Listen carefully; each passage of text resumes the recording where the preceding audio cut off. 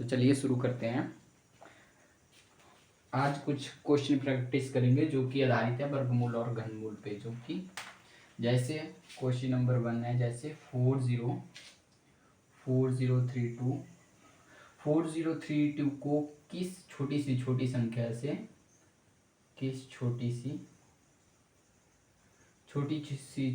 संख्या से गुणा की जाए, मतलब मल्टीप्लाई की जाए, गुणा की जाए कि वह क्या बन जाए, एक पूर्ण वर्ग बन जाए।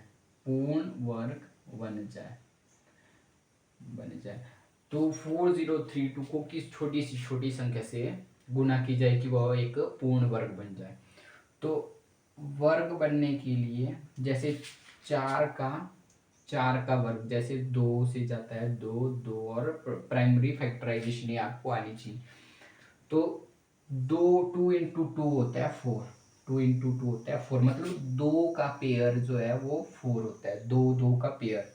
तो यहाँ पे हम ये ट्रिक यूज करेंगे, प्राइम फैक्टराइजेशन मेथड। जैसे 4032 के हम प्राइम मतलब फैक्टर निकालेंगे, जैसे 4032। अब डिविजिबिलिटी रूल से निकलेंगे।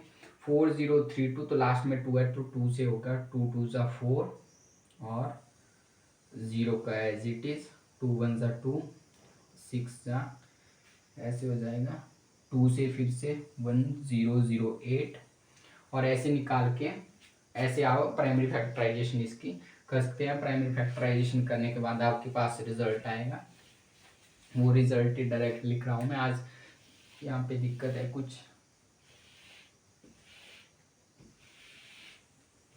इसका प्राइमरी फैक्टर जो आएंगे वो आएंगे 4032 इज इक्वल टू कितने आएंगे, 2 मल्टीप्लाई बाई 2, वैसे करके 2 multiply by 2 into 2 multiply by 2, 2 multiplied by 2, 3 multiplied by 3 into 7, ये आएंगे प्राइम फैक्टर आएंगे 4032 के।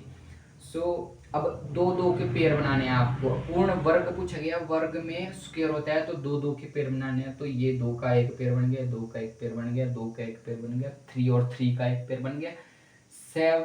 7 का पेयर नहीं बना, 7 सिंगल है, मतलब इसके जैसे होना चाहिए, 2 इंटू 2 इसके जैसे होना चाहिए। तो 7 को अब 7 से मल्टीप्लाई करेंगे तो पेयर बनेगा। तो मतलब इधर इसका मतलब हुआ 4032 को 7 से गुणा करने पर यह पूर्ण वर्ग बन जाएगा। तो आंसर क्या होगा, 7 से गुणा करने पर 7 से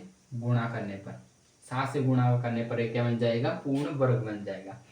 वैसे ही अगर और संख्या लेकर देखें, जैसे 1176। अब 1176 के प्राइम फैक्टर अलग आएंगे, पहले प्राइम फैक्टर निकालने पड़ते हैं, इसके प्राइम फैक्टर निकालने पड़ते हैं। तो 1176 के वैसे ही प्राइम फैक्टर निकालने हैं। 1176 के प्राइम फैक्टर आएंगे 2 इंटू 2 इंटू 3 इंटू 7 इंटू 7।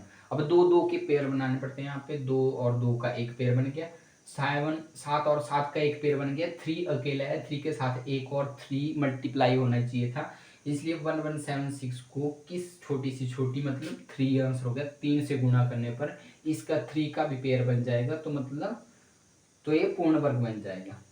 ऐसे ही इसके क्वेश्चन होते हैं, अगले भी देखें। 1008 देख लेते हैं का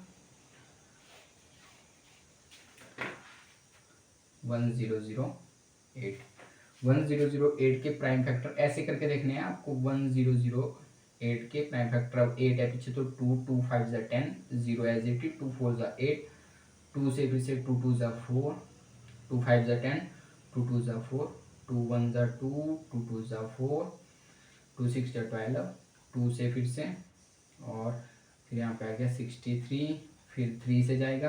तो यहाँ पे आज इसके बाद मतलब इसके फैक्टर आए 2 into 2 into 2 into 2 into 3 into 3 into 7। तो यहाँ पे 2 का एक पेयर बन गया, 2 का एक पेयर बन गया, 3 और 3 का एक पेयर बन गया, 7 अकेला है तो 7 को 7 से मल्टीप्लाई करने पर ये पेयर कंप्लीट होना था। तो 1008 को किस छोटी सी मतलब 7 से गुणा करने पर क्या होगा, ये पूर्ण वर्ग बन जाएगा। तो ये ऐसे सॉल्व किए जाते हैं वर्गमूल और घनमूल के क्वेश्चन। अगर घनमूल आए तो यहाँ पे वर्गमूल है तो 2 2 का पेयर बनता है, और घनमूल आया तो 3 3 का पेयर बनाना पड़ता है। 3 3 के पेयर बनाने पर जो कि जिसका पेयर ना बने उससे मल्टीप्लाई कर देते हैं, तो वो आपका क्या होता है, वो आपका आंसर होता है। सो आज के लिए इतना काफ़ी है। नेक्स्ट लेक्चर से हम अब परसेंटेज शुरू करेंगे। So thank you for watching this video.